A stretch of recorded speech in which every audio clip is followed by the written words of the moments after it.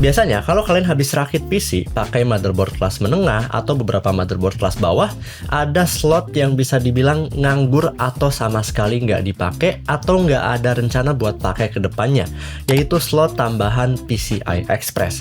Slot tambahan PCI Express ini yaitu slot PCI Express kali 1 biasanya dan juga kali 8 di bagian bawah motherboard atau di bawahnya slot VGA card kali 16. Ya bisa dibilang ini slot tambahan aja gitu ya, karena bisa dibilang buat penggunaan casual, buat penggunaan PC pribadi, PC gaming, dipakai buat kerja pun jarang orang masang peripheral di dalam slot PCI Express tambahan kali 1 dan kali 8 ini. Tapi ada beberapa case atau mungkin orang gitu ya yang kadang butuh aja slot PCI Express tambahan di bawah motherboard ini. Salah satunya adalah saya pribadi yang haus akan storage ya. Saya pribadi pakai slot PCI Express kali 1 itu buat dipasangin peripheral yang namanya itu PCI Express kali 1 tuh SSD M.2 NVMe, dan slot kali 8-nya itu saya pasangin peripheral yang namanya itu apa ya? SATA tuh apa namanya? PCI Express kali 4. Banyak banget ya. Yang bikin saya itu kedepannya bisa pasang sekitar sampai 8 storage dalam satu PC saya ya. Jadi 6 slot itu bisa dipasang storage SATA dan juga 2 slotnya bisa dipasang NVMe. Kebanyakan ya mungkin ya. Dan mungkin kalian pernah dengar atau pernah mikir gitu ya, emangnya nanti speed SSD yang utama speednya bakal ngurangin kah? Kan peripheral-peripheral di bawah itu pakai jalur yang sama, yaitu jalur PCI Express. Nanti speed SSD yang utama bakal turun dong. Mungkin jalannya nggak akan dikali 4, malah jalan dikali 2, kali 1, atau mungkin turun generasi ke generasi yang ketiga kalau sebelumnya pakai generasi keempat. Oke, kita akan bahas soal itu sekaligus kita langsung testing aja ya, apakah kecepatannya turun atau tidak.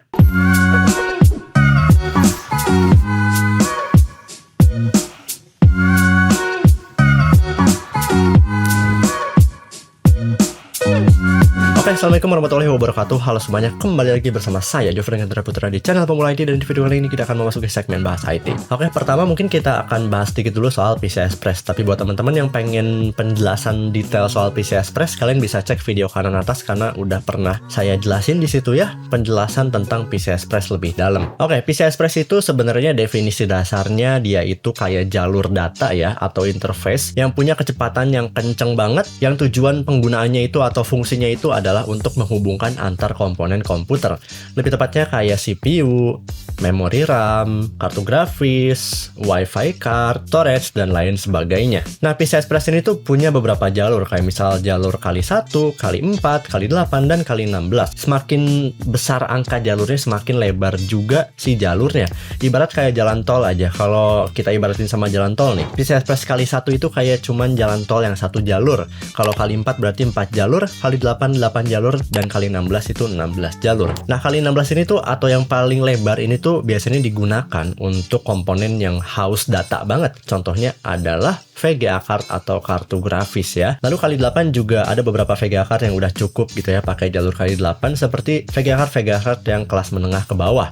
Lalu ke jalur kali 4 itu biasanya dipasang buat SSD NVMe, dan kali 1 itu biasanya buat peripheral yang nggak butuh jalur yang banyak-banyak gitu ya, kayak misal WiFi card, capture card, dan lain sebagainya. Nah, dalam PCI Express itu ada yang namanya generasi. Untuk di era-era modern sekarang gitu ya, PCI Express itu rata-rata pakainya generasi ketiga minimal banget, generasi keempat, dan juga generasi kelima yang paling baru. Semakin tinggi generasinya, semakin kenceng juga ya. Sebagai contoh, mungkin kalian pernah baca jalur PCI Express kali 4 generasi keempat. Lalu ada juga jalur PCI Express kali 4 generasi ketiga.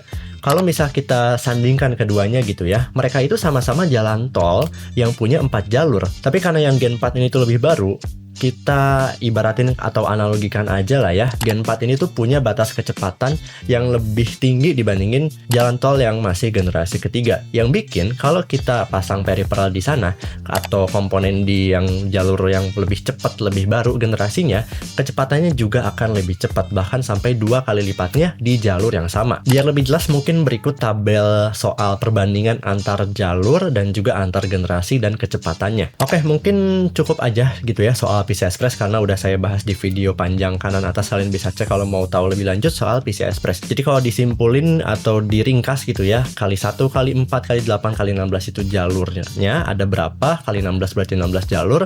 Kalau diibaratin jalan tol berarti semakin tinggi semakin lebar.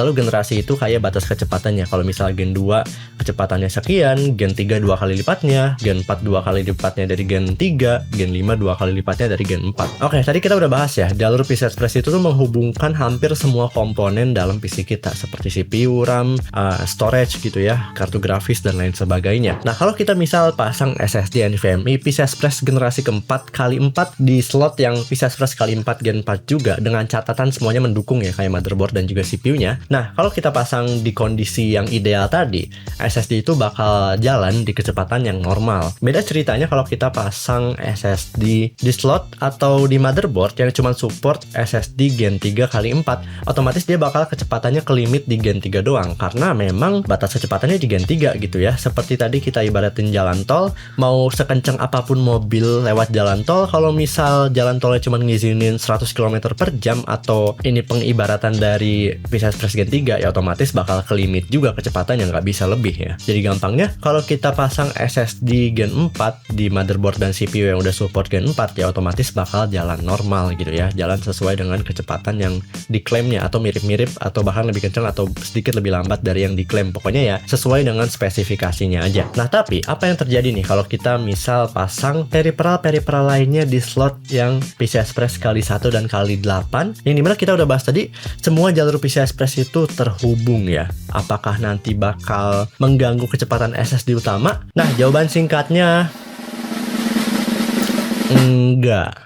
Loh, kok bisa? Katanya semua jalur PCI Express terhubung buat hubungin antar komponen. Kok ini tidak mengganggu kecepatan SSD? Oke, kenapa bisa nggak ngaruh? Karena sebenarnya jalur data atau PCI Express itu tuh punya dua jalur yang berbeda ya. Yang pertama yaitu jalur data yang dedicated atau dikasih langsung dari CPU. Yang ini tuh biasanya nyambung ke PCI Express kali 16 atau yang biasa dipasang kartu grafis, dan slot M.2 NVMe PCI Express kali 4 yang utama atau slot yang paling atas atau paling dekat dengan CPU. Lah, lalu PCI Express yang kali 1, kali 8, lalu peripheral lainnya, input output USB dan lain sebagainya, itu pakai jalur yang mana bang? Nah, semua tadi tuh kayak misal input output Wi-Fi card gitu ya, lalu slot SATA, slot PCI Express kali 1 dan kali 8 yang ada di motherboard, itu tuh pakai jalur dari chipset, dikasih dari chipset ya. Jadi kalau kalian masang peripheral di slot kali 1 dan kali 8 gitu ya, lalu pasang semua slot SATA di dalam motherboard kalian, lalu pasang Wi-Fi card dan lain sebagainya, pokoknya penuhin aja slot-slot yang nganggur, itu nggak akan ngeganggu SSD NVMe dan kartu grafis kalian, karena mereka itu bisa dibilang ya beda jalur aja. Jalur kartu grafis dan SSD NVMe utama dari CPU, dan jalur seperti slot SATA, USB, I/O port semuanya, Wi-Fi card, slot kali 1 dan kali 8 itu dari motherboard.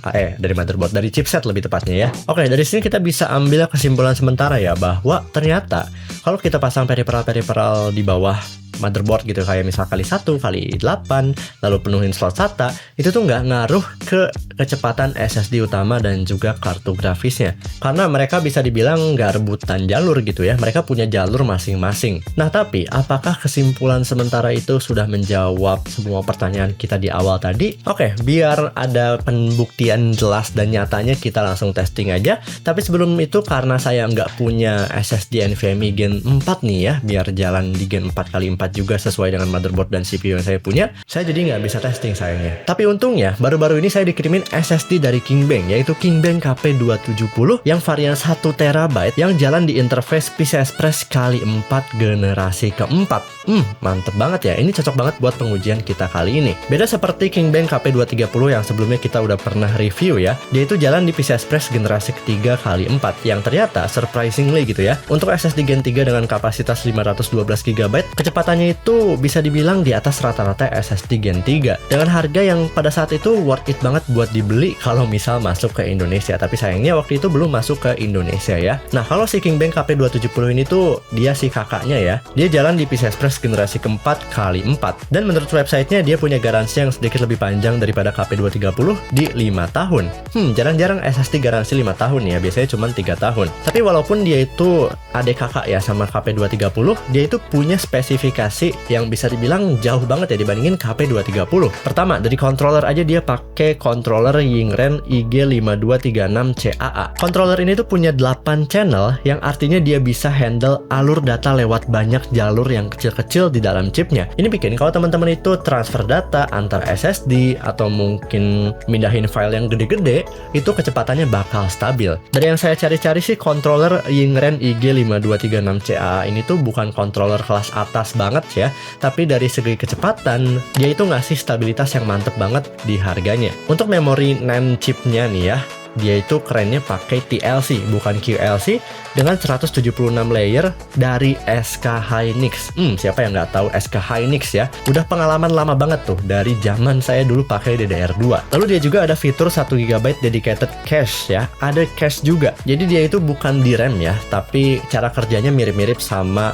DRAM pada SSD. Fungsinya itu buat nurunin latensi baca dan tulis random ya pas multitasking. Jadi ibarat kayak ada tempat parkir sementara yang kecil nih, 1 GB ya. Biar data-data yang kecil itu pas kalian mindahin file atau transfer data, nggak langsung numpuk di jalur utamanya. Ini bikin kalau kalian mindahin file-file yang gede, terutama file game, bakal lebih stabil. Lalu untuk kecepatannya gimana? Kingbank ngeklaim bacanya itu di 7400 MB per second atau 7,4 GB per second dan tulis di 6,8 GB per second dalam kondisi ideal ya.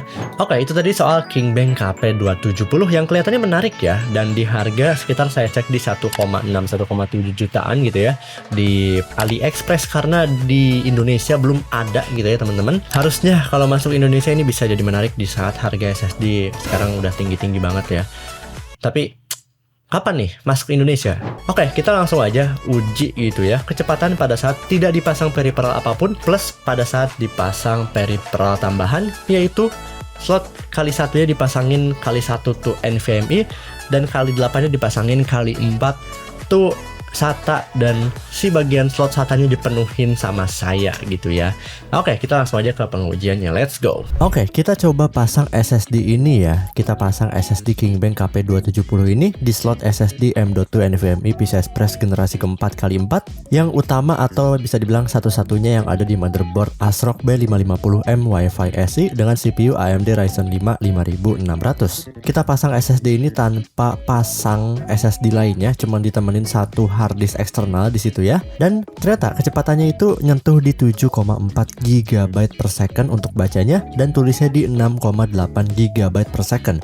Ini udah sesuai klaim banget ya. Kalau kita pasang SSD ini tuh tanpa masang storage lain di slot PCI Express kali 1 kali 8 dan ngefullin atau masang semua slot SATA ya. Lalu di pengujian kedua kita coba juga masih kecepatannya stabil di 7,4 GB per second untuk baca dan 6,8 GB per second untuk tulisnya. Dan terakhir kita coba untuk render 4K, di situ dapat skor seperti pada gambar. Lalu pengujian dengan kita penuhin semua slot yang ada pada PC saya, yaitu slot PCI Express kali 1 dipasangin NVMe Kingbank KP230, lalu slot kali 8-nya dipasangin PCI Express kali 4 tuh SATA, dan slot SATA-nya 4-4-nya dipenuhin. Kalian bisa lihat full list storage-nya di situ, dan ternyata kecepatannya itu nggak turun sama sekali pada saat dipasangin banyak storage ya. Untuk bacanya dia di 7,4 GB per second dan tulisnya di 6,8 GB per second. Masih sama ya, sama seperti pada saat pengujian tanpa memasang peripheral lainnya. Ini membuktikan bahwa ya ternyata memang beda jalur gitu ya. Kalau memang CPU-nya sudah mumpuni, punya PCIe lain yang banyak banget gitu ya, CPU dan motherboard-nya udah support PCI Express generasi keempat sesuai SSD yang akan kalian pasang, pokoknya udah dalam kondisi ideal, mau kita pasang atau penuhin peripheral di bawah yang ada di motherboard gitu ya, yang pakai jalur chipset, itu nggak akan ngeganggu kecepatan SSD maupun GPU yang kita pakai. GPU yang kita pakai di sini yaitu Radeon RX 6650 XT. Dia juga tetap jalan di interface PCI Express kali 8 generasi keempat. Walaupun kita udah penuhin slot SATA, penuhin slot PCI Express kali 1 dan kali 8 yang pakai jalur chipset. Jadi emang nggak ngaruh ya. Tapi ini hanya untuk pengujian motherboard yang mainstream ya, motherboard yang kelas menengah atau kelas bawah yang pada umumnya cuma punya satu slot NVMe dan punya sedikit tambahan slot PCI Express. Kalau kita ngomongin motherboard yang lain yang banyak banget dipasang gitu ya. Ada kondisi tertentu yang dimana kita itu harus baca-baca dulu nih. Kayak misal ada satu slot NVMe yang kalau misal dipasang itu bakal ngedisable salah satu slot SATA karena dia itu pakai jalur yang sama dengan chipset gitu ya. Dan kondisi-kondisi lainnya yang mungkin agak kompleks kalau dibahas dalam satu video karena motherboard di dunia ini tuh sangat banyak. Tapi pada umumnya kalau kalian pakai motherboard yang mainstream kelas menengah chipset B seperti pada ASRock B550M Wi-Fi SE ini, kalau kalian penuhin komponen semuanya, baik itu slot SATA, PCI Express, semuanya dipenuhin, nggak akan ngeganggu performa SSD utama yang ada di slot M.2 utama yang pakai jalur CPU, dan juga VGA card atau graphics card atau kartu grafis yang pakai PCI Express kali 8 atau kali 16 yang pakai jalur CPU juga. Oh ya, sebagai tambahan berikut adalah hasil benchmark dari Kingbank KP270 di pengujian menggunakan aplikasi bernama Autodisk Benchmark. Oke, gimana menurut teman-teman ya? Ternyata kecepatannya itu saya kaget ya, beneran sesuai klaim, bahkan di atas klaim dari Kingbank-nya gitu ya. Ditambah dari pengujian tadi kita udah tahu jawabannya ya, bahwa ternyata memang tidak mengganggu kecepatan SSD utama, atau gampangnya SSD utamanya ini kecepatannya bakal jalan sesuai dengan kecepatan sebelum dipasangin peripheral lainnya yang ada di bawah motherboard atau yang pakai jalur chipset. Karena memang kedua jalur tersebut tuh beda gitu ya. Jalur PCI Express kali 1 kali 8 yang di bawah motherboard yang biasanya itu ada di motherboard kelas menengah atau beberapa motherboard kelas bawah itu pakai jalur chipset. Sedangkan kalau si jalur PCI Express kali 16 dan juga kali 4 buat SSD itu pakai jalur dari CPU atau jalur yang dikasih oleh CPU. Seperti itu ya teman-teman. Jadi kita bisa jawab tadi ya, ternyata nggak ngaruh si kecepatan SSD utama, maupun kita bisa lihat tadi si VGA card saya tetap jalan di kali 8 tanpa ada penurunan generasi maupun pemotongan jalur gitu ya. Seperti itu.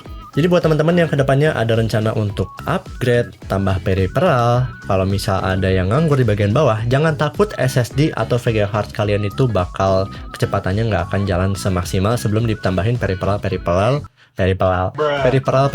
yang ada di jalur chipset, karena keduanya memang beda jalur ya.